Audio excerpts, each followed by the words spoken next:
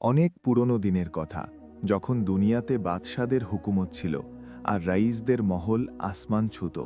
সেই দিনগুলিতেই এক সুবায় এক গরিব মজুর থাকত, যার নাম ছিল ফারিদ।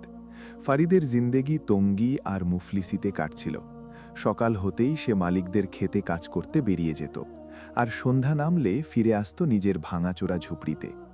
ফারিদের বিবি সলিমাও বড় নেক আর সাবর করা মহিলা ছিল। তাদের ৩টি মাসুম বাচ্চা ছিল, ২ ছেলে আর ১ মেয়ে।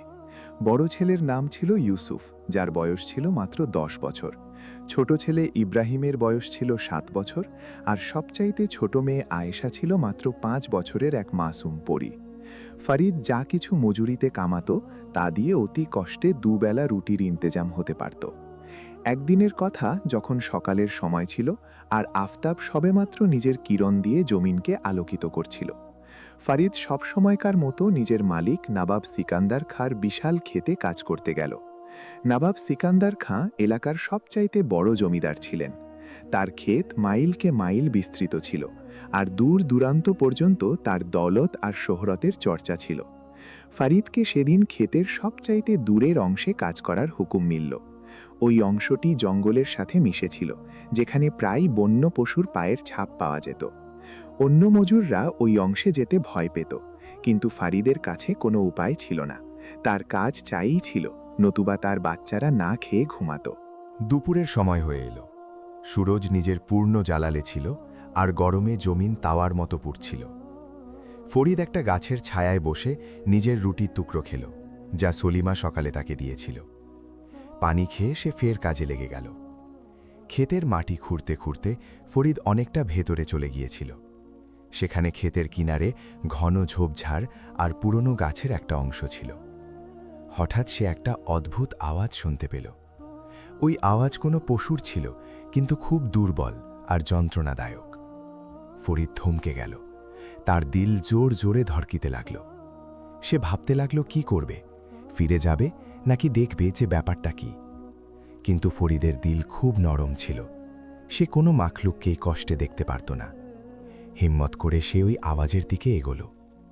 ঝোপঝাড় সরিয়ে যখন ফরিদ ভেতরে উঁকি দিল, তখন তার জান শুকিয়ে গেল। সামনে একটা অনেক বড় সিংহ পড়েছিল, কিন্তু ওই সিংহ কোনো সাধারণ সিংহ ছিল না। তার জিসিমের রং ছিল সোনালি, আর তার কেশর বাদশাহদের মতো শানদার ছিল। কিন্তু ওই শানদার জানোয়ারটির হালত অত্যন্ত খারাপ ছিল। তার পেছনের পায়ে একটা বড় তীর বিঁধেছিল, আর ক্ষত থেকে রক্ত বইছিল। সিংহের চোখে যন্ত্রণা আর বেবাসি পরিষ্কার দেখা যাচ্ছিল। ফরিদের প্রথম ভাবনা এটাই ছিল যে সেখান থেকে পালিয়ে যায়। আখেরে সে একটা সিংহ ছিল, জঙ্গলের বাদশা। কিন্তু যখন ওই মজুর সিংহের চোখে তাকালো, তখন তার কোনো বিপদ নজরে এলো না, শুধু যন্ত্রণা আর সাহায্যের আর্জি নজরে এলো। সিংহ এতটাই দুর্বল হয়ে গিয়েছিল যে সম্ভবত বেশ কদিন সে কিছু খায়নি। ফরিদ বড় বিপদে ফেসে গেল। একদিকে তার নিজের বালবাচ্চা ছিল, যাদের লালন পালনের জন্য তার জিন্দা থাকা জরুরি ছিল। যদি এই সিংহ হামলা করে দেয় তবে কি হবে? অন্যদিকে তার দিল ওই মজবুর জানোয়ারটিকে এই হালে ছেড়ে যেতে রাজি ছিল না। সে কিছুক্ষণ সেখানেই দাঁড়িয়ে ভাবতে লাগল। তারপর তার আম্মির কথা মনে পড়ল, যিনি ছোটবেলায় বলতেন, বেটা, আল্লাহ তাআলা ওই বান্দার ওপরই রহম করেন যে অন্য মাখলুকাতের উপর রহম করে। ফরিদ ফয়সালা করে নিল। সে ধীরে ধীরে সিংহের কাছে গেল। সিংহ নিজের ঘাড় সামান্য তুলল আর ফরিদকে দেখল, কিন্তু সে কোনো হামলা করার চেষ্টা করল না। মনে হচ্ছিল যেন জানোয়ারটি বুঝে গিয়েছিল যে এই ইনসান তার দুশমন নয়, দোস্ত। ফরিদ প্রথমে ওই তীরটি ভালো করে দেখল। ওটি কোনো শিকারীর তীর ছিল, যা বড় নিষ্ঠুরভাবে সিংহের পায়ে বিঁধেছিল। তীরের ডগা সূচালো ছিল, আর ওটি বের করা বড় কঠিন কাজ ছিল। ফরিদ জানত যে যদি সে এই তীর বের করার চেষ্টা করে তবে সিংহের খুব কষ্ট হবে, আর সে রাগে তার ওপর হামলাও করতে পারে। কিন্তু অন্য কোনো উপায়ও তো ছিল না। ফরিদ নিজের কামিজের একটা অংশ ছিনল। তারপর সে পাশের একটা গাছ থেকে এমন কিছু পাতা ছিনল যেগুলোর ব্যাপারে সে জানত যে তা ক্ষত ভরাতে সাহায্য করে। তার আম্মি তাকে ছোটবেলায় শিখিয়েছিলেন কোন জড়িবুটি কোন কাজে লাগে। ফরিদ বড় হিম্মতে সিংহের ক্ষতের কাছে নিজের হাত বাড়ালো। সিংহ একটা হালকা আওয়াজ বের করল, কিন্তু সে ফরিদকে আটকাল না। ফরিদের ঘাম হচ্ছিল আর তার হাত কাঁপছিল, কিন্তু সে হিম্মত হারালো না। সে তীরটিকে মজবুত করে ধরল আর এক ঝটকায় টেনে নিল। সিংহ যন্ত্রণায় এক জোরদার গর্জন করল, যা পুরো জঙ্গলে প্রতিধ্বনিত হল। ফরিদের জান শুকিয়ে গেল আর সে পিছিয়ে গেল, এটা ভেবে যে এবার সিংহ অবশ্যই হামলা করে দেবে। কিন্তু সিংহ শুধু নিজের পা চাটল আর তারপর ফরিদের দিকে তাকালো। তার চোখে কৃতজ্ঞতার ভাব ছিল। ফরিদ ফটাফট নিজের কামিজের ছেঁড়া কাপড় দিয়ে আর ওই জড়িবুটি দিয়ে সিংহের ক্ষত পরিষ্কার করল। তারপর সে কাপড়ের পট্টি বেঁধে দিল। কাজ শেষ হওয়ার পর ফরিদ সেখানেই জমিনে বসে পড়ল। সে এতটাই হাঁপিয়ে গিয়েছিল যে তার নিঃশ্বাস ফুলছিল। সিংহ চুপচাপ শুয়ে থাকল। তার নিঃশ্বাস এখন আগের চেয়ে ভালো মনে হচ্ছিল। ফরিদকে দেখে মনে হচ্ছিল যেন ওই জানোয়ারটি বুঝে গিয়েছিল যে এই ইনসান তার জান বাঁচিয়েছে। ফরিদের হঠাৎ নিজের কাজের কথা খেয়াল এলো। যদি তার মালিক জানতে পারেন যে সে কাজ ছেড়ে এখানে বসে আছে, তবে তিনি তাকে চাকরি থেকে বের করে দেবেন। সে ফটাফট ওঠার চেষ্টা করল, কিন্তু সিংহ নিজের এক পা দিয়ে তার রাস্তা আটকে দিল। মনে হচ্ছিল যেন সে চাইছিল না যে ফরিদ এখনই যাক। আমাকে যেতে হবে ভাই, ফরিদ সিংহকে এমনভাবে বলল যেন সে তাকে বুঝতে পারবে। আমার ঘরে ক্ষুধার্ত বাচ্চারা আছে, যদি আমি কাজ না করি তবে মালিক আমাকে বের করে দেবেন। কিন্তু ফরিদের মন মানছিল না। সে জানত যে সিংহ এখনও খুব দুর্বল আর তার খাবার ও পানির শক্ত প্রয়োজন আছে। যদি সে একে এই হালে ছেড়ে দেয় তবে সম্ভবত এটি জিন্দা বাঁচবে না। ফরিদ নিজের পকেট থেকে ওই রুটির টুকরোটি বের করল যা সে বাঁচিয়ে রেখেছিল সন্ধ্যার সময়ের জন্য। সে ওই টুকরোটি সিংহের সামনে রেখে দিল। সিংহ ওটি শুকল কিন্তু খেল না। ফরিদ বুঝে গেল যে সিংহ তো মাংস খাওয়া জানোয়ার, তার রুটিতে কি ফায়দা। ঠিক আছে, ফরিদ বলল, আমি তোমার জন্য কিছু ইন্তজাম করছি। সে সেখান থেকে উঠল আর ফিরে ক্ষেতের দিকে গেল। সারা দিন সে দ্বিগুণ মেহনতে কাজ করল, যাতে যে সময়টুকু সে সিংহের কাছে কাটিয়েছিল তার ক্ষতিপূরণ হতে পারে। সন্ধ্যা হতে হতে সে অত্যন্ত ক্লান্ত হয়ে পড়েছিল, কিন্তু তার দিলে এক অদ্ভুত খুশি ছিল। যখন সে বাড়ির দিকে যেতে লাগল তখন রাস্তায় সে একটা মরা হরিণ পেল। সম্ভবত কোনো শিকারী মেরে ফেলে রেখে গিয়েছিল।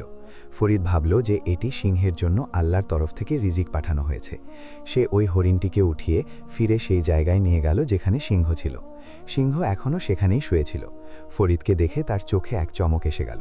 ফরিদ ওই হরিণটি তার সামনে রেখে দিল আর পাশের ঝর্ণা থেকে নিজের পাগড়িতে পানি ভরে নিয়ে এলো। সে পানি একটা চ্যাপ্টা পাথরের ওপর ঢালল যাতে সিংহ খেতে পারে। সিংহ তৃষ্ণায় পানি খেল আর তারপর ধীরে ধীরে হরিণের গোশত খেতে লাগল। ফরিদ সেখানেই বসে এইসব দেখতে থাকল। যখন সিংহ খাওয়া দাওয়া শেষ করল, সে নিজের জিভ দিয়ে ফরিদের হাত ছুল। এটি তার শুকরিয়ার ইজহার ছিল। আল্লাহ তোমাকে জলদি সেহতিয়াব করুন, ফরিদ বলল আর সেখান থেকে চলে গেল। বাড়ি পৌঁছে ফারিদ সলিমাকে সারা ঘটনা শোনাল। সলিমা প্রথমে তো খুব ভয় পেয়ে গেল, কিন্তু যখন সে ফারিদের কথা শুনল তখন সেও নিজের শহরের ওপর ফাখার অনুভব করল। তুমি খুব ভালো করেছ, সলিমা বলল। আল্লাহ নিশ্চয়ই তোমার সাহায্য করবেন। ওই রাতে ফারিদের ঘুম এলো না। সে বারবার ওই সিংহের কথা ভাবতে লাগল। তার ফিকির ছিল যে পাছে রাতে কোনো অন্য বন্য পশু ওই দুর্বল সিংহটির ওপর হামলা না করে দেয়। পরের দিন সকালে ফারিদ ফের সেই জায়গায় গেল। সিংহ সেখানেই ছিল, কিন্তু তার হালত আগের চেয়ে ভালো মনে হচ্ছিল।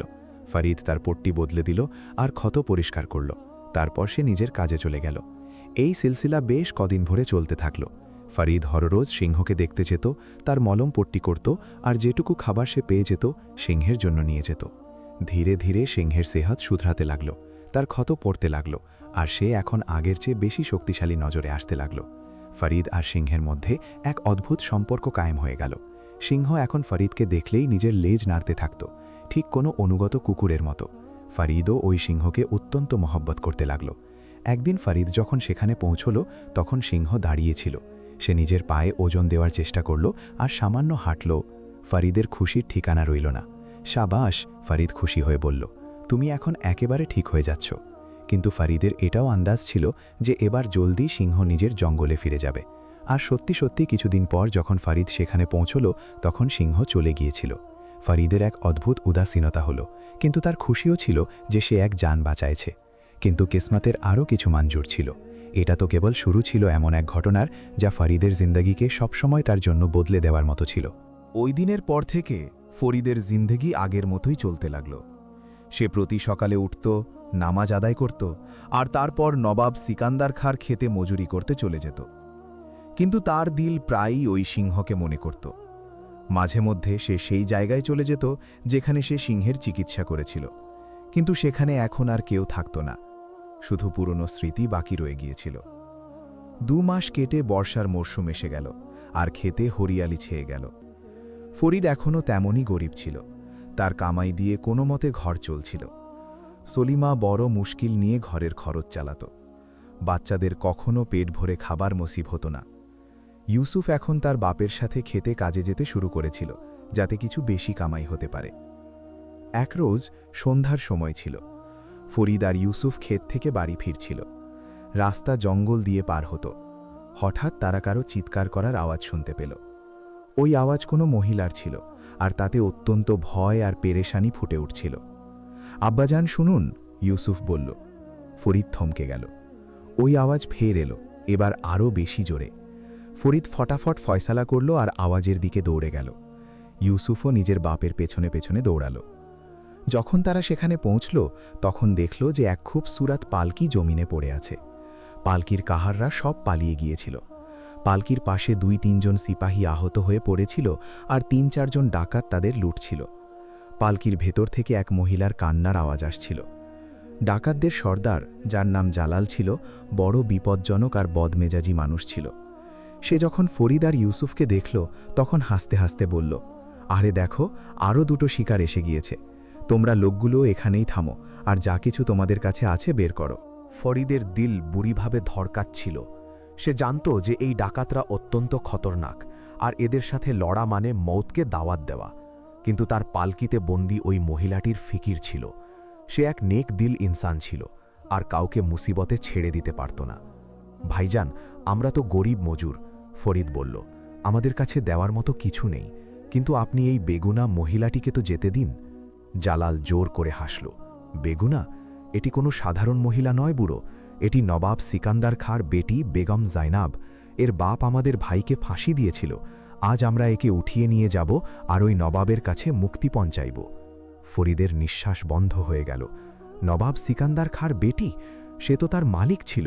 যদি তার বেটির সাথে কিছু হয়, তবে নবাব সাহেবের কি হাল হবে? না, ফরিদ হিম্মত করে বলল, আমি তোমাদের এটি করতে দেব না। জালালের চেহারার রাগে লাল হয়ে গেল। তুই কে আমাকে আটকানোর? সে নিজের তলোয়ার খাপ থেকে বের করল আর ফরিদের দিকে এগোল। ফরিদের কাছে কোনো হাতিয়ার ছিল না। তার কাছে শুধু ওই লাঠিটি ছিল, যা দিয়ে সে খেতে কাজ করত। কিন্তু সে হিম্মত হারাল না। সে ইউসুফকে বলল, বেটা, তুমি এখান থেকে পালাও আর সাহায্য নিয়ে এসো। কিন্তু ইউসুফ নিজের বাপকে একা ছেড়ে কোথায় যেত? সেও নিজের বাপের পাশে দাঁড়িয়ে গেল। বাপ বেটা দুজনেই ডাকাতদের সামনা করার ঠানল, যদিও তারা জানত যে তাদের জেতার কোনো উম্মিদ নেই। জালাল নিজের তলোয়ার নিয়ে ফরিদের ওপর ঝাঁপিয়ে পড়ল। ফরিদ নিজের লাঠি দিয়ে তার ওয়ার আটকানোর চেষ্টা করল। দুজনের লড়াই শুরু হয়ে গেল। বাকি ডাকাতরাও নিজের তলোয়ার নিয়ে এগিয়ে এলো। ফরিদ আর ইউসুফ নিজের জীবনের ঝুঁকি নিয়ে লড়ছিল, কিন্তু ডাকাতরা বেশি শক্তিশালী ছিল, আর তাদের কাছে আসল হাতিয়ার ছিল। জলদি ফরিদের গায়ে বেশ কিছু চোট লাগল। ইউসুফও জমিনে পড়ে গেল। আব্বাজান, ইউসুফ চিল্লাল। জালাল নিজের তলোয়ার ওপরে উঠাল আর ফরিদের ওপর আখিরি ওয়ার করার প্রস্তুতি নিল। ফরিদ চোখ বন্ধ করে নিল আর আল্লাহর নাম নিল। তার নিজের বিবি বাচ্চাদের কথা মনে পড়ল। আজ সম্ভবত তার মৌতের দিন ছিল। কিন্তু ওই ওয়ার কখনো এলো না। হঠাৎ এক জবরদস্ত গর্জন প্রতিধ্বনিত হল। ওই গর্জন এতটাই জোরদার ছিল যে পুরো জঙ্গল কেঁপে উঠল। ফরিদ চোখ খুলল তো দেখল যে এক বিশাল সিংহ জঙ্গল থেকে বেরিয়ে তাদের দিকেই আসছে। ওই সিংহের কেশর সোনালি ছিল আর তার চোখে আগুন জ্বলছিল। ফরিদ ফটাফট চিনে নিল এটি সেই সিংহটি যাকে সে বাঁচিয়েছিল। ডাকাতরা সিংহকে দেখেই দশতে এসে গেল। জালালের তলোয়ার তার হাত থেকে ছুটে গেল। পালাও, সে চিল্লাল। কিন্তু সিংহ তাদের পালানোর সুযোগ দিল না। সে এক ছলাং লাগাল আর জালালের ওপর ঝাঁপিয়ে পড়ল। জালাল বাঁচার চেষ্টা করল, কিন্তু সিংহ খুব তেজ ছিল। সে জালালকে নিজের থাবা দিয়ে ধরে ফেলল আর জমিনে ফেলে দিল। বাকি ডাকাতরা পালাতে লাগল। সিংহ একে একে সবাইকে তাড়িয়ে দিল। কিছু ডাকাত তো পালাতে পালাতে পড়ে গেল আর বেহুশ হয়ে গেল। যখন সব ডাকাত পালিয়ে গেল বা পড়ে গেল, তখন সিংহ ফরিদের কাছে এলো। ফরিদ জমিনে শুয়েছিল আর তার ক্ষতগুলো থেকে রক্ত বইছিল। সিংহ নিজের জিভ দিয়ে ফরিদের চেহারা ছুল, একেবারে তেমনই যেমন সে সেদিন করেছিল যখন ফরিদ তাকে বাঁচিয়েছিল। তুমি এসে গেলে, ফরিদ দুর্বল আওয়াজে বলল। তুমি আমার জান বাঁচালে। সিংহ এক হালকা আওয়াজ বের করল, যেন সে বলছে, তুমি আমার জান বাঁচিয়েছিলে, আজ আমি তোমার। ইউসুফও উঠল আর নিজের বাপের কাছে এলো। সে সিংহকে দেখে ভয় পেয়েছিল, কিন্তু যখন সে দেখল যে সিংহ তাদের দোস্ত, তখন সে সামান্য নিশ্চিন্ত হল।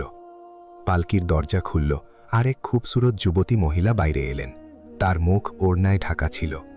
এটি বেগম জয়নাব ছিলেন, নবাব সিকান্দার খাঁর একমাত্র বেটি। তিনি যা কিছু দেখেছিলেন তাতে তিনি খুব অবাক হয়েছিলেন। তুমি তুমি আমার জান বাঁচালে, বেগম জয়নাব বললেন। তার আওয়াজে শুকরিয়া ছিল। যদি তুমি না আসতে তবে আমি না জানি কোথায় থাকতাম। আর এই সিংহ, এটি তো আল্লাহর কারিশমা, ফরিদ বলল। বেগম সাহিবা, আমি শুধু আমার ফরজ আদায় করেছি। আমি নবাব সাহেবের নৌকর, আপনি খৈরিয়তে আছেন, এটাই যথেষ্ট। বেগম জয়নাব আহত সিপাহীদের দেখলেন। আমাদের ফটাফট মহলে ফিরে যেতে হবে, আমার আব্বাজানকে এই ঘটনার খবর দিতে হবে। কিন্তু মুশকিল এটাই ছিল যে কাহাররা তো সব পালিয়ে গিয়েছিল, পালকি তোলার মতো কেউ ছিল না। ফরিদ নিজের ক্ষতগুলোর পরোয়া না করে বলল, বেগম সাহিবা, আমি আর আমার বেটা আপনার পালকি নিয়ে চলব। ইউসুফও রাজি হয়ে গেল। দুই বাপ বেটা পালকি উঠালো। সিংহ তাদের সাথে সাথে চলতে লাগল, যেন সে তাদের মুহাফেজ। রাস্তা ভর ফরিদ আর ইউসুফ বড় মুশকিল করে পালকি বইল। ফরিদের ক্ষত থেকে রক্ত বইছিল, কিন্তু সে কোনো অভিযোগ করল না। সিংহ পুরো রাস্তা তাদের সাথে থাকল। যখনই কোনো বিপদ অনুভব হতো, সিংহ গর্জন করত আর সব বিপদ দূরে চলে যেত। শেষমেশ তারা নবাব সিকান্দার খাঁর মহলে পৌঁছে গেল। মহলের দরজায় থাকা পাহারাদাররা সিংহকে দেখে অবাক হয়ে গেল। তারা ফটাফট নিজেদের হাতিয়ার তাক করল। থামুন, বেগম জয়নাব আওয়াজ দিলেন। এই সিংহ আমাদের দোস্ত, এটি আজ আমার জান বাঁচিয়েছে। নবাব সিকান্দার খাঁ মহলের ভেতর থেকে বাইরে এলেন। তিনি নিজের বেটির খৈরিয়তের খবর শুনে অত্যন্ত পেরেশান হয়ে গিয়েছিলেন। যখন তিনি বেটিকে সালামত দেখলেন, তখন তার চোখে পানি এসে গেল। জয়নাব, আমার বাচ্চি। নবাব সাহেব বেটিকে জড়িয়ে ধরলেন।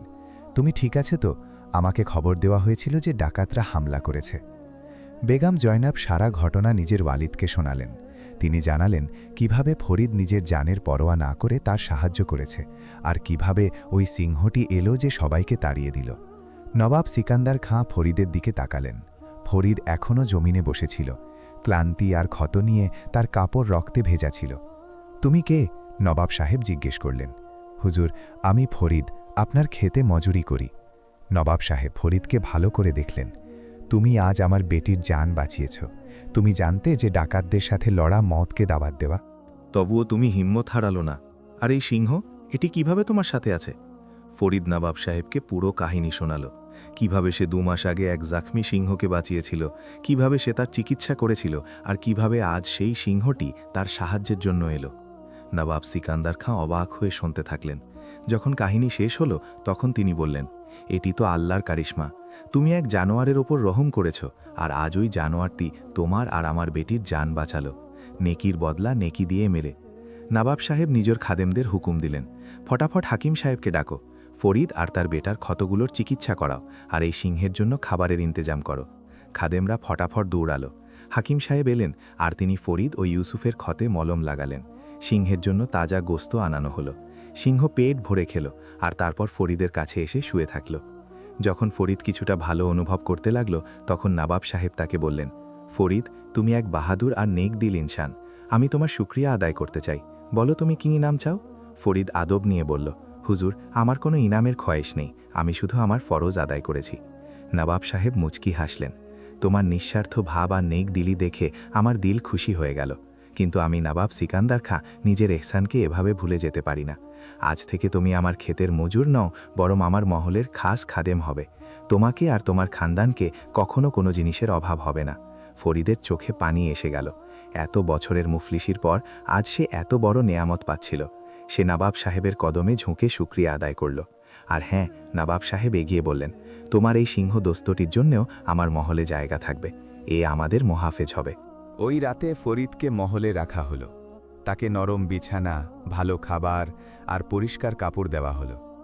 ইউসুফও তার বাপের সাথে ছিল। দুই বাপ বেটার বিশ্বাস হচ্ছিল না যে তাদের জিন্দিগিতে এত বড় পরিবর্তন এসে গিয়েছে। সিংহকে মহলের বাইরে এক খাস জায়গা দেওয়া হলো, যেখানে তার থাকার ইন্তেজাম করা হলো।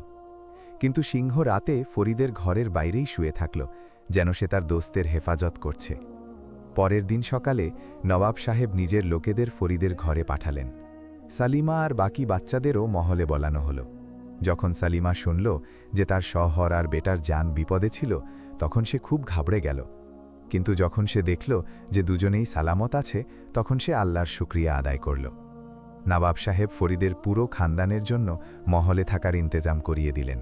তাদের এক বড় আর আরামদায়ক মকান দেওয়া হলো, যা মহলের চত্বরেই ছিল। বাচ্চাদের জন্য ভালো কাপড় আর খাবার সরবরাহ করা হলো। ইব্রাহিম আর আয়েশা যখন মহল দেখল, খুব খুশি হল। তারা নিজেদের জিন্দেগিতে এত খুবসুরত জায়গা কখনো দেখেনি।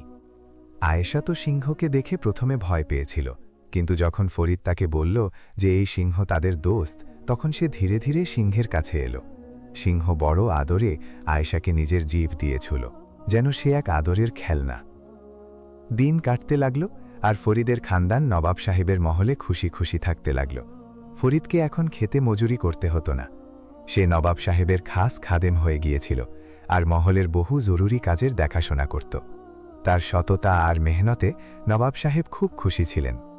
ইউসুফকে মহলের মাদ্রাসায় পড়তে পাঠানো হলো। ইব্রাহিমও জলদি মাদ্রাসায় যেতে লাগল। আয়েশা ঘরে থাকত আর বেগম জাইনাবের সাথে সময় কাটাত। বেগম জাইনাব এই ছোট বাচ্চিটিকে খুব পছন্দ করতেন। সিংহও মহলের অংশ হয়ে গেল। সে দিনে মহলের আশপাশে ঘুরে বেড়াত আর রাতে ফরিদের ঘরের বাইরে পাহারা দিত। মহলের সব লোক ওই সিংহকে ভালোবাসতে শুরু করেছিল। বাচ্চারা তার সাথে খেলত, আর সেও বড় আদরে তাদের সাথে সময় কাটাত। একদিন নবাব সাহেব ফরিদকে ডাকলেন। ফরিদ, তিনি বললেন, আমি তোমার আনুগত্য আর সততায় খুব খুশি। আমি ফয়সালা করেছি যে তোমাকে আমার খাজানার নিগরান তত্ত্বাবধায়ক বানাবো। এটি অনেক বড় পদ ছিল। নবাবের খাজানার নিগরান হওয়া খুব ইজ্জতের কথা ছিল। ফরিদের বিশ্বাস হচ্ছিল না। কিন্তু হুজুর, ফরিদ বলল, আমি তো এক অশিক্ষিত মানুষ, আমি হিসাব নিকাশ জানি না। নবাব সাহেব মুচকি হাসলেন। সততা আর আনুগত্য হিসাব নিকাশও চেয়ে বেশি জরুরি। বাকি জিনিসগুলো তো শেখা যেতে পারে। আমার তোমার ওপর পুরো ভরসা আছে। ফরিদ এই দায়িত্ব কবুল করে নিল। সে দিনরাত মেহনত করে হিসাব নিকাশ শিখল। ইউসুফও নিজের বাপের সাহায্য করতে লাগল। ধীরে ধীরে ফরিদ এক চমৎকার খাজানার নিগরান হয়ে গেল। কিন্তু কিসমতের আরও কিছু মঞ্জুর ছিল। জলদি এক এমন ঘটনা ঘটতে চলেছিল যা ফরিদের জিন্দেগিতে আরও এক বড় মোড় নিয়ে আসত। একদিনের কথা, নবাব সাহেবের দরবারে এই খবর এলো, পাশের রিয়াসতের নবাব আজিজ আলী খাঁ নবাব সিকান্দার খাঁর সাথে দেখা করতে আসছেন। এটি এক মস্ত বড় ব্যাপার ছিল, কারণ দুই নবাবের মধ্যে পুরনো দুশ্মনী ছিল, কিন্তু এখন দুজনেই সুলহ মীমাংসা করতে চাইছিলেন। নবাব আজিজ আলী খাঁর সাথে তার বেটা শাহজাদা মুরাদও আসার কথা ছিল। শাহজাদা মুরাদের শোহরত দূর দূরান্ত পর্যন্ত ছিল। সে খুব খুবসুরত, তালিমপ্রাপ্ত আর বাহাদুর যুবক ছিল। মহলে মেহমানদের স্বাগতের প্রস্তুতি শুরু হয়ে গেল। ফরিদকেও এই প্রস্তুতিতে গুরুত্বপূর্ণ ভূমিকা পালন করতে হয়েছিল। তাকে খাজানা থেকে কিমতি তোহফা বের করতে হতো, যা মেহমানদের দেওয়া হবে। যখন নবাব আজিজ আলী খাঁ আর শাহজাদা মুরাদ মহলে পৌঁছলেন, তখন তাদের ভব্য স্বাগত জানানো হলো। দুই নবাব একে অপরকে জড়িয়ে ধরলেন আর পুরনো দুশ্মনী ভুলে দোস্তির হাত বাড়ালেন। শাহজাদা মুরাদ যখন মহলে দাখিল হলেন, তখন তার নজর বেগম জয়নাবের ওপর পড়ল। বেগম জয়নাব নিজের আম্মির সাথে মেহমানদের স্বাগত জানাচ্ছিলেন। শাহজাদা মুরাদ তার খুবসুরতি আর শরাফত দেখে মোহিত হয়ে গেলেন। বেশ কিছুদিন মেহমানরা মহলে থাকলেন। এই সময় শাহজাদা মুরাদ আর বেগম জয়নাবের মুলাকাত হতে থাকল। দুজনেই একে অপরকে পছন্দ করতে লাগলেন। শাহজাদা মুরাদ নিজের ওয়ালিদের কাছে বেগম জয়নাবকে শাদী করার খোয়াইশ জাহির করলেন। নবাব আজিজ আলী খাঁ এই কথা নবাব সিকান্দার খাঁর সামনে রাখলেন। নবাব সিকান্দার খাঁর এই রিশতা পছন্দ হল। তিনি নিজের বেটির রায় নিলেন, আর বেগম জয়নাবও নিজের সম্মতি দিয়ে দিলেন। দুই খানদানে খুশির লহর দৌড়ে গেল। শাদীর প্রস্তুতি শুরু হয়ে গেল। এটি শতাব্দীর সবচাইতে বড় শাদী হতে চলেছিল। ফরিদকে শাদীর প্রস্তুতিতে বড় দায়িত্ব দেওয়া হলো। তাকে খাজানা থেকে যৌতুকের জন্য সামান বের করতে হতো। সে নিজের কাজ বড় সততা আর একাগ্রতার সাথে করল। শাদীর দিন এসে গেল। পুরো মহলকে ফুল আর রোশনি দিয়ে সাজানো হলো। দূর দূরান্ত থেকে মেহমানরা এলেন। শাহজাদা মুরাদ আর বেগম জয়নাবের শাদী বড় ধুমধাম করে হলো।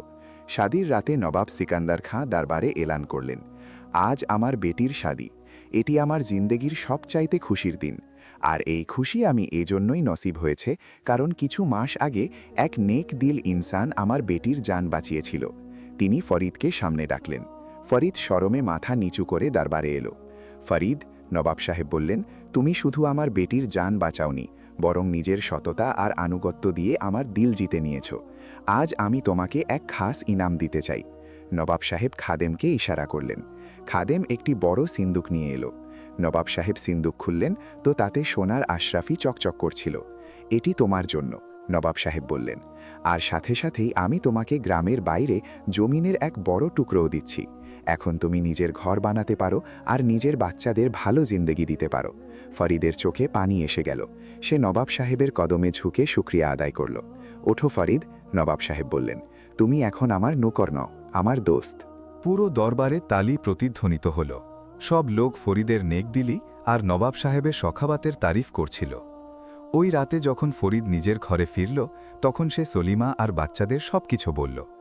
সলিমা আল্লাহর শুকরিয়া আদায় করল আর বলল, দেখো, আমি বলেছিলাম না যে আল্লাহ নেক লোকেদের সাহায্য অবশ্যই করেন। সিংহ সেখানেই বসেছিল, যেন সেও এই খুশিতে সামিল। ফরিদ সিংহের মাথায় হাত বুলিয়ে বলল, তোমার জন্যই এইসব সম্ভব হলো আমার দোস্ত। যদি আমি তোমাকে না বাঁচাতাম তবে তুমি আমার আর বেগম জয়নাবের জান বাঁচাতে না, আর আজ এইসব হতো না। সিংহ এক মায়াভরা আওয়াজ বের করল, যেন সে বলছে, দোস্তির এটাই আসল মানে। নবাব সিকান্দার খাঁর সখাবাত উদারতা দিয়ে ফরিদের জিন্দেগি পুরোপুরি বদলে গিয়েছিল। সে যে জমিন পেয়েছিল তার উপর একটা ভালো মাকান বানালো। এখন তার বাচ্চাদের ক্ষুধার্ত পেটে ঘুমাতে হতো না। ইউসুফ মাদ্রাসায় এলম হাসিল করছিল আর বড়ই হুঁশিয়ার প্রমাণিত হচ্ছিল। ইব্রাহিমও পড়াশোনা পেয়েছিল। আয়েশা এখন বড় হতে লাগল আর বেগম জয়নাবের মতো নাফিস আর শরীফ মেয়ে হয়ে উঠছিল। সিংহ এখনও ফরিদের সাথেই থাকত। সে ফরিদের নতুন মাকানের বাইরে একটা ছায়াদার জায়গায় থাকত, যেখানে তার জন্য খাস ইন্তেজাম করা হয়েছিল। গ্রামের লোকেরা প্রথমে তো সিংহকে ভয় পেত, কিন্তু ধীরে ধীরে তারা জানতে পারল যে এই সিংহ একেবারে পোষা জানোয়ারের মতো আর কাউকে নোকসান পৌঁছায় না। বাচ্চারা পর্যন্ত তার কাছে খেলতে আসতে লাগল।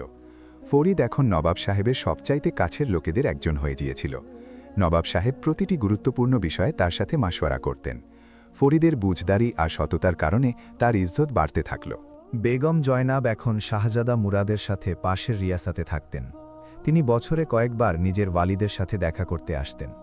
প্রতিবার যখন তিনি আসতেন তখন ফরিদ আর তার খানদানের সাথে নিশ্চয়ই দেখা করতেন। তাদের ফরিদের প্রতি খুব মহব্বত আর ইজ্জত ছিল। শেষমেশ সেই তো তাদের জান বাঁচিয়েছিল।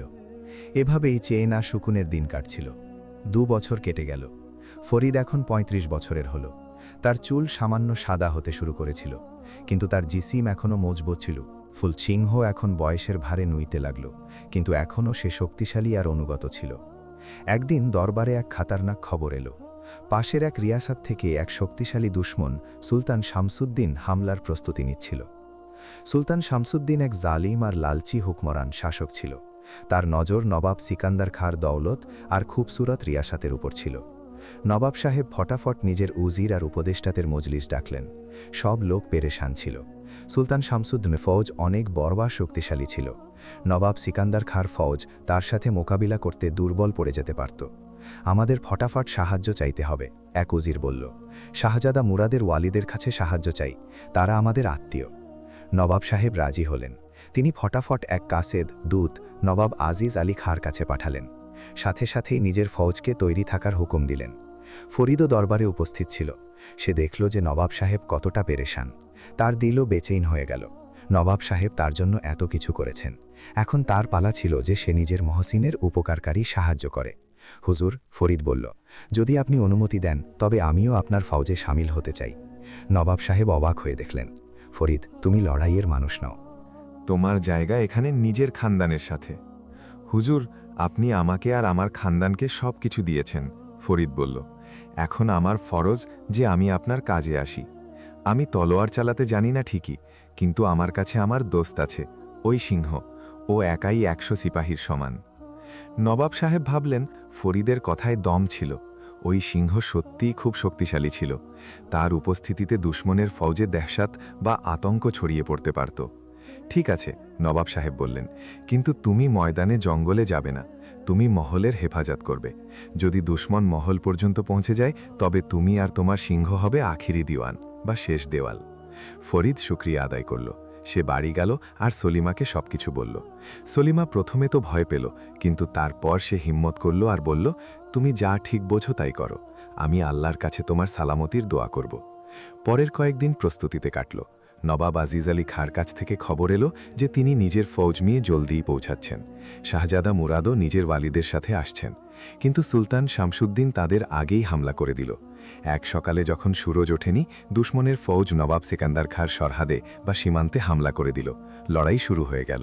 খবর মহলে পৌঁছালো। নবাব সাহেব ফাটাফাট নিজের ফৌজ নিয়ে বেরিয়ে পড়লেন। তিনি মহলের দায়িত্ব নিজের উজিরে আজম আর ফরিদকে সঁপলেন। ফরিদ, নবাব সাহেব বললেন, যদি আমি ফিরে না আসতে পারি তবে আমার খানদানের হেফাজত তোমার হাতে, আমার তোমার উপর পুরো ভরসা আছে। ফরিদ নবাব সাহেবের কদম ছুল। হুজুর, আপনি সালামত ফিরে আসবেন ইনশাআল্লাহ, আর যতক্ষণ আমার জান আছে মহলে আঁচ লাগতে দেব না। নবাব সাহেব নিজের ফৌজ নিয়ে চলে গেলেন। মহলে মহিলারা, বাচ্চারা, বুড়োরা আর কিছু সিপাহী বাকি ছিল। ফরিদ ফটাফট মহলের সুরক্ষার ইন্তেজাম মজবুত করালো। সে নিজের সিংহকে মহলের প্রধান দরজায় মোতায়েন করে দিল। 2 দিন ধরে লড়াই চলতে থাকল। দূর থেকে তলোয়ারের আওয়াজ আর তোপের গর্জন শোনা যাচ্ছিল। মহলে সবাই পেরেশান ছিল। দোয়া করা হচ্ছিল যেন নবাব সাহেব সালামাত ফেরেন। 3য় দিন এক জখমি সিপাহী ভাগতে ভাগতে মহলে পৌঁছাল। সে খাতার নাক খবর দিল, নবাব সিকান্দার খাঁর ফৌজ হারছে। দুশ্মনের ফৌজ অনেক বেশি শক্তিশালী। নবাব সাহেব আদেশ দিয়েছেন যেন মহল খালি করে দেওয়া হয় আর সবাই পাহাড়ের দিকে পালিয়ে যায়। মহলে হুলুস্থুল পড়ে গেল। নবাব সাহেবের বেগম আর বাকি খানদানের লোকেরা কাঁদতে লাগল। ওয়াজিরে আজম ফটাফট মহল খালি করার হুকুম দিলেন। কিন্তু ফরিদ অন্য এক ফয়সালা করল।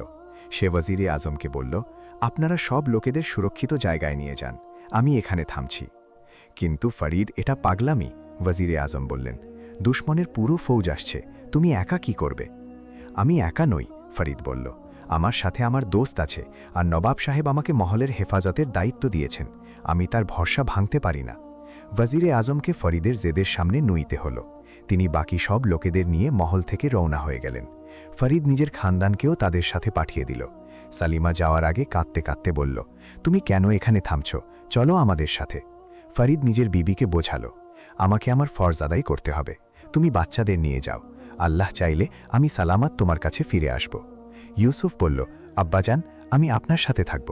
কিন্তু ফরিদ মানা করে দিল, না বেটা, তোমাকে তোমার আম্মি আর ছোট ভাই বোনের হেফাজত করতে হবে, যাও আর আমাকে আমার কাজ করতে দাও। অবশেষে সলিমা আর বাচ্চারা ভারী দিলে চলে গেল। এখন মহলে শুধু ফরিদ, তার সিংহ আর কিছু বুড়ো নকর বাকি ছিল যারা যেতে চায়নি। সন্ধ্যা হতে হতে দুশ্মনের ফৌজ মহলের কাছে পৌঁছে গেল। সুলতান শামসুদ্দিন নিজে নিজের ফৌজের নেতৃত্ব দিচ্ছিল। সে এক মোটা কুৎসিত মানুষ ছিল, যার চোখে লালচ আর জুলুমের চমক ছিল। সে যখন দেখল যে মহলের দরজা বন্ধ, তখন হাসতে হাসতে বলল, মনে হচ্ছে নবাব সিকান্দার খাঁ নিজের হারের আন্দাজ পেয়ে গিয়েছেন, চলো মহলের দরজা ভাঙো। দুশ্মনের সিপাহীরা মহলের দরজার দিকে এগোল। কিন্তু যেমনই তারা কাছে এলো, এক জবরদস্ত গর্জন প্রতিধ্বনিত হল। সিংহ দরজার সামনে দাঁড়িয়ে গিয়েছিল। তার কেশর হাওয়ায় উড়ছিল আর তার চোখে আগুন ছিল। সিপাহীরা ভয়ে পিছিয়ে গেল। সুলতান শামসুদ্দিন রাগে বলল, বাস একটা সিংহ, ওটাকে তীর দিয়ে মেরে ফেলো। তীরন্দাজরা সিংহের ওপর তীরের বৃষ্টি করে দিল। কিন্তু সিংহ খুব তেজ ছিল। সে এদিক ওদিক ভাগল আর বেশিরভাগ তীর লক্ষ্যভ্রষ্ট হল। কিছু তীর তার জিসিমে লাগল, কিন্তু সে পরোয়া করল না। সে গর্জাতে থাকল আর দুশ্মনকে ভয় দেখাতে থাকল। ফরিদ মহলের দিওয়ারের পেছন থেকে এই সব দেখছিল। তার দিল বুড়িভাবে ধরকাচ্ছিল। তার নিজের দোস্তের ফিকির হচ্ছিল।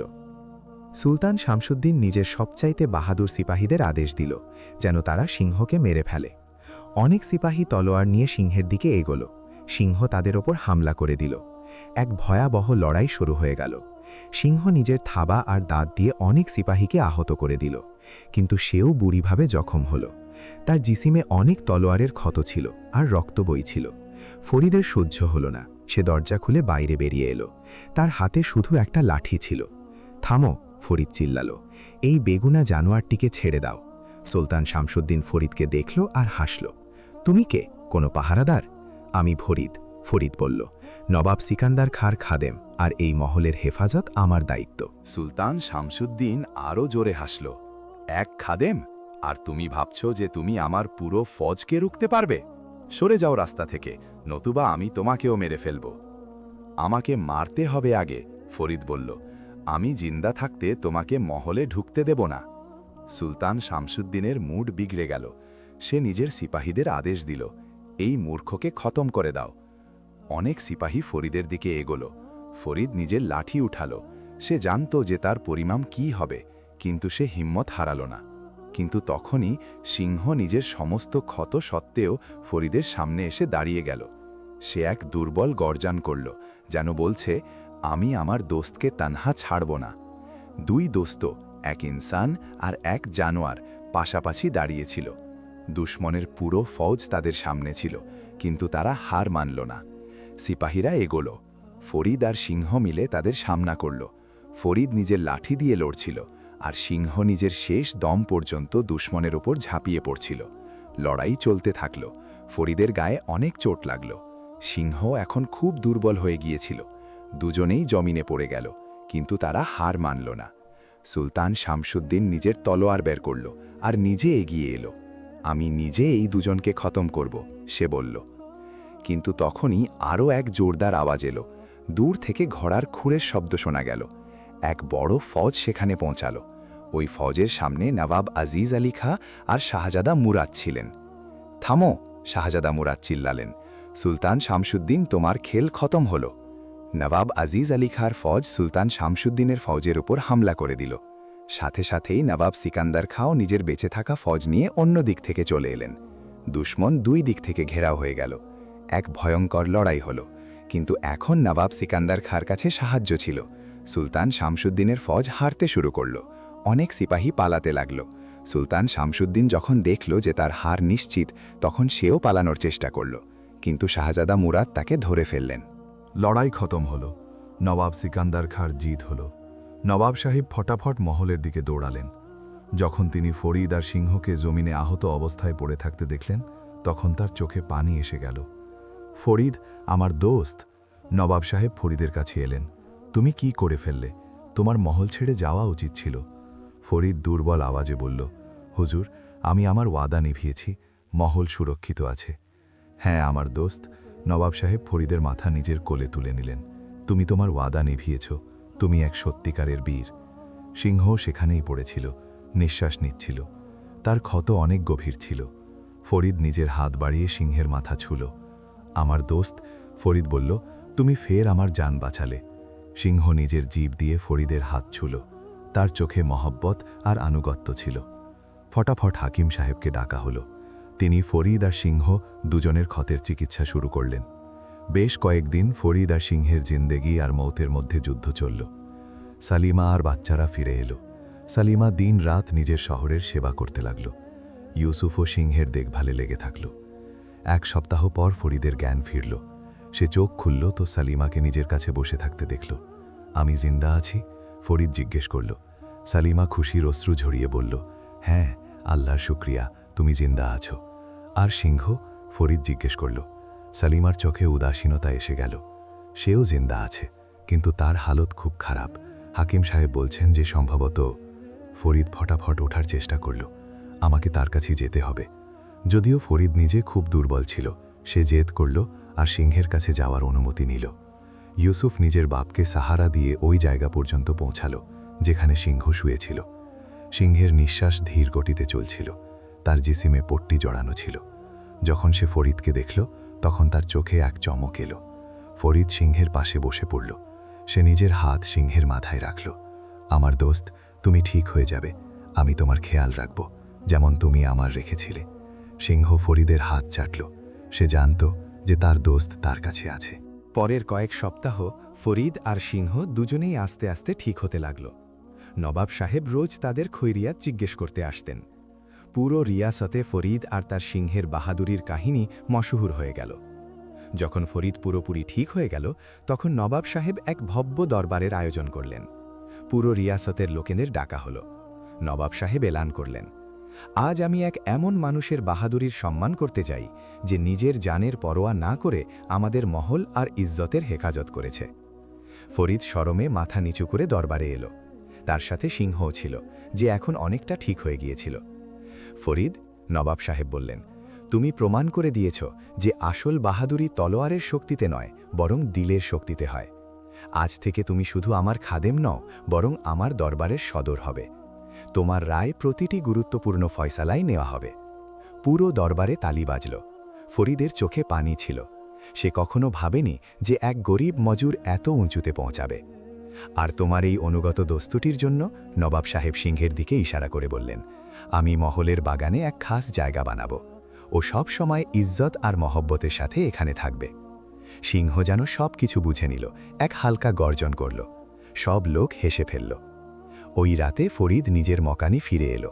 সালিমা আর বাচ্চারা তার ইন্তেজার করছিল। সে নিজের খানদানকে জড়িয়ে ধরল।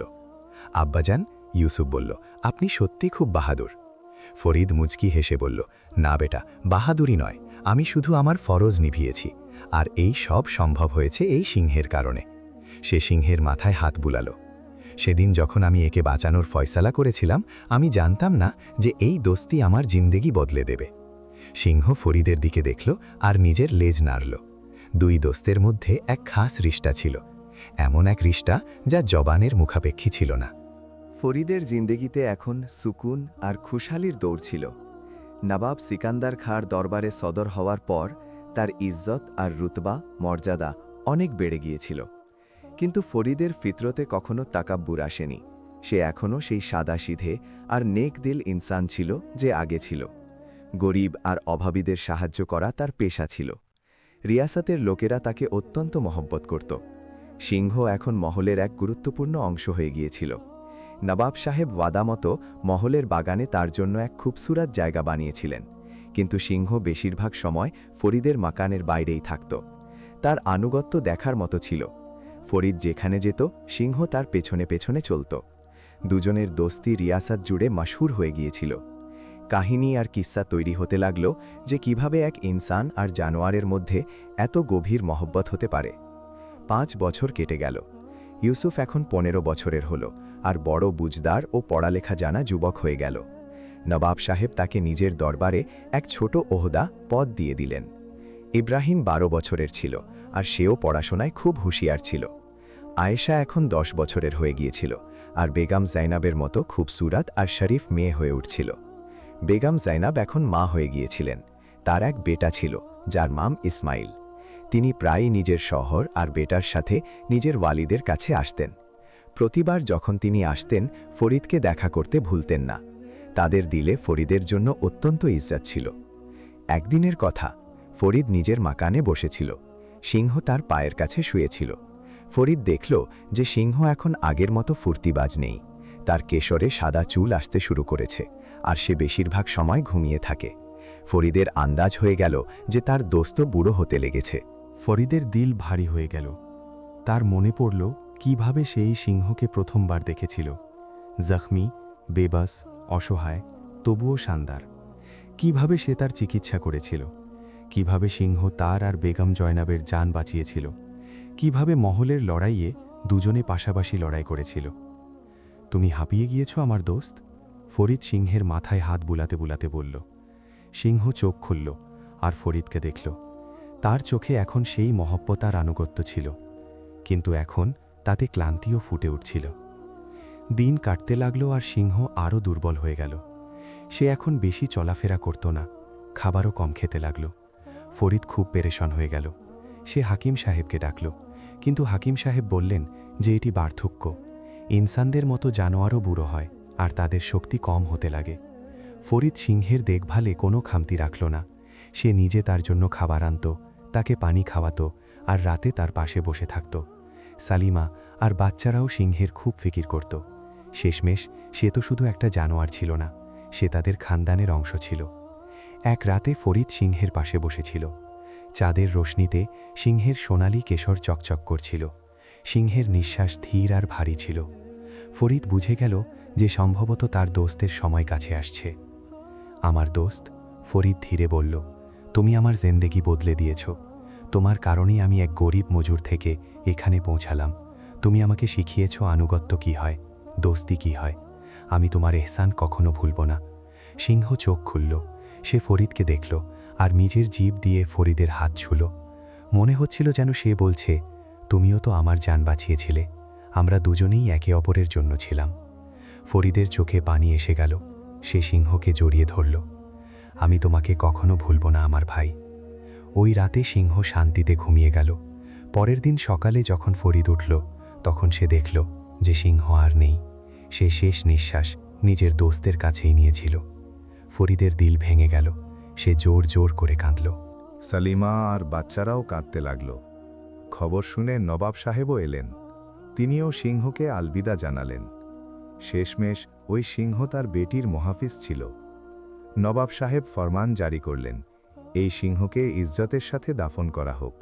এটি কোনো সাধারণ জানোয়ার ছিল না, এটি এক বীর ছিল, এক দোস্ত ছিল। মহলের বাগানে সেই জায়গায় যেখানে সিংহ থাকত এক কবর বানানো হলো। সিংহকে সেখানে দাফন করা হলো।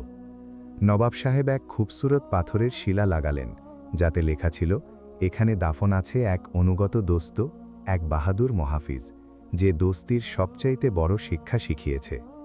পুরো রিয়াসতে শোকের লহর দৌড়ে গেল। লোকেরা আসত আর সিংহের কবরে ফুল চড়াত। বাচ্চারা কাহিনী শুনত ওই সিংহের, যে এক ইনসানের সাথে দোস্তি করেছিল। ফরিদের নিজের দোস্তের খুব মনে পড়ত। সে রোজ তার কবরে যেত আর সেখানে বসে থাকত। কিন্তু ধীরে ধীরে সে বুঝে নিল যে সিংহের চলে যাওয়া জিন্দেগির অংশ। মত তো সবাইকে আসতে হবে, ইনসান হোক বা জানোয়ার। কিন্তু যে স্মৃতি সিংহ রেখে গেল তা সবসময়কার জন্য তার দিলে থাকবে। সময় কাটতে থাকল। ইউসুফ এখন এক যুবক আর নবাব সাহেবের দরবারে গুরুত্বপূর্ণ ওহদায় ছিল। এব্রাহিমও পড়াশোনা খতম করে নিজের বাপ আর ভাইয়ের সাথে কাজ করতে লাগল। আয়েশার শাদির কথাবার্তা হতে থাকল। নবাব সাহেব নিজে এক নেক আর শরীফ ছেলের সাথে আয়েশার রিশতা ঠিক করলেন। ফরিদ এখন 50 বছরের হল। তার চুল সাদা হয়ে গিয়েছিল, কিন্তু তার দিল এখনও জবান ছিল। সে এখনও রিয়াসতের গরিব আর অভাবীদের সাহায্য করত। তার নেক দিলির কাহিনী দূর দূরান্ত পর্যন্ত মশহুর ছিল। একদিন নবাব সাহেব ফরিদকে ডাকলেন। ফরিদ, তিনি বললেন, আমি বুড়ো হচ্ছি, আমাকে এক অসিয়ত করতে হবে। ফরিদ ঘাবড়ে গেল। হুজুর, এমন কথা বলবেন না, আল্লাহ আপনাকে দীর্ঘায়ু দিন। নবাব সাহেব মুচকি হাসলেন। মত তো সবাইকে আসতে হবে ফরিদ, কিন্তু আমি খুশনসিব যে আমি তোমার মতো দোস্ত পেয়েছি। আমি চাই যে যখন আমি না থাকব তখন তুমি আমার বেটার সাহায্য করো, তাকে সঠিক রাস্তা দেখিও। ফরিদের চোখে পানি এসে গেল। হুজুর, এটি তো আমার ফরজ। আপনি আমার জন্য এত কিছু করেছেন, আমি আপনার খানদানের খেদমত তাও মোর করব। কিছু বছর পর নবাব সিকান্দার খাঁর ইন্তেকাল হল। পুরো রিয়াসাতে শোক ছেয়ে গেল। তার বেটা শাহজাদা হাসান নতুন নবাব হলেন। ফরিদ ওয়াদা মতো নতুন নবাবকে পুরো সাহায্য করল। আয়েশার শাদী হয়ে গেল আর সে নিজের শহরের সাথে খুশি ছিল। ইউসুফ আর ইব্রাহিম দুই ভাইও শাদী করে নিল। ফরিদ দাদা হল, তার অনেক নাতি নাতনি হল। ফরিদ এখন 60 বছরের হয়েছিল। একদিন সে নিজের নাতি নাতনিদের নিজের কাছে বসিয়ে কাহিনী শোনাচ্ছিল। বাচ্চারা বড় ধ্যান দিয়ে শুনছিল। দাদাজান, এক ছোট মেয়ে জিজ্ঞেস করল, সত্যি কি সিংহ ইনসানের দোস্ত হতে পারে? ফরিদ মুচকি হাসলেন। হ্যাঁ বেটি, হতে পারে, কিন্তু তার জন্য দিলে মহব্বত আর রহম থাকতে হবে। যখন তুমি কারো উপর, সে ইনসান হোক বা জানোয়ার, রহম করো আর তার সাহায্য করো, তখন আল্লাহ তোমাকে নিশ্চয় নেওয়া যান। আর আপনার সিংহ দোস্ত? আর এক বাচ্চা জিজ্ঞেস করল, সে কি অনেক বড় ছিল? হ্যাঁ, ফরিদ বলল, সে অনেক বড় আর শক্তিশালী ছিল, কিন্তু তার চেয়েও বড় ছিল তার আনুগত্য। সে আমাকে শিখিয়েছে যে আসল শক্তি জিসিমে নয়, দিলে থাকে। বাচ্চারা মন্ত্রমুগ্ধ হয়ে শুনতে থাকল। ফরিদ তাদের পুরো কাহিনী শোনাল, কিভাবে সে সিংহকে বাঁচিয়েছিল, কিভাবে সিংহ তার আর বেগম জয়নাবের জান বাঁচিয়েছিল, কিভাবে দুজনে মিলে মহলের হেফাজত করেছিল। তো বাচ্চারা, ফরিদ বলল, এই কাহিনী থেকে এটা শেখো যে নেকি করা কখনো বেকার যায় না। যখন আমি ওই সিংহকে বাঁচিয়েছিলাম তখন আমি জানতাম না যে এটি আমার জিন্দেগি বদলে দেবে, কিন্তু আমি আমার দিলের আওয়াজ শুনেছিলাম, আর আল্লাহ আমাকে এত কিছু দিয়েছেন যা আমি কখনো ভাবতেও পারতাম না। ওই রাতে ফরিদ সিংহের কবরে গেল। চাঁদের রোশনিতে পাথরের শিলা চকচক করছিল। ফরিদ সেখানে বসে পড়ল। আমার দোস্ত, সে ধীরে পড়ল, আজ আমি আমার নাতি নাতনিদের তোমার কাহিনী শোনালাম। তারা খুব খুশি হয়েছে। তোমার স্মৃতি সবসময় জিন্দা থাকবে।